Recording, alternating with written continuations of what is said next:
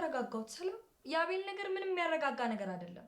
ይገባኛል እኮ ግን ደግሞ ስትበሳጭ ራስሽን ነው የምትጎጂው። አሁንስ ይህችን ልጅ ምን አድርጌ ባስጠነቅቃት ስርዓት እንደምትይዝ ራሱ አላውቅም። ባለቡናው ናት ሰላምዬ። ቢያንስ ደህና ሰው እንኳን እኮ ብትሆን ጥሩ ነበር። ወይ አንዲት መንገድ ላይ ከምትቀመጥ ቡና ቀቃይ ጋር ራሴ ላወዳደር። አሁን ለማንኛውም አንቺ ቁጣሽን ቀንሰሽ አቤልን ጠበቅ አድርጊው። ወይ ጠበቅ። እውነቴን ነው።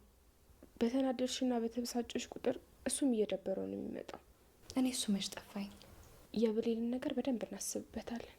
ወይኔ ሩት፣ ጭራሽ እኮ እየደባበሰችው ነው ያየሁት። ነገሩን እኮ ከባድ የሚያደርገው እሷ ጋር የሚሄደው እሱ መሆኑ ነው። እኔን የሚያበሳጨኝ እሱ አይደል? ካልታጣ ቡና መጠጫ ካል እሱ አልጠጣም ማለቱ።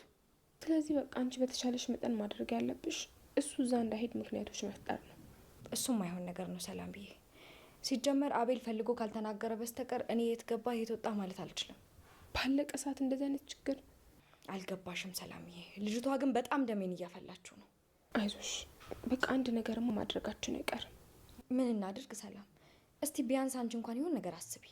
እኔ ስለሷ ምንም ማሰብ አልቻልኩም። የሚደረግ ነገርማ አይጠፋም፣ ግን በመሀላቸው ያለውን ነገር ማጣራት መልካም ነው። ቆይ ከዚህ በላይ ምን አጣራለሁ? አንዳንዴ ሩት ለማለት ብሎ እንኳን ብሌን ብሎ ሲጣስባለሁ። ይህን ያክል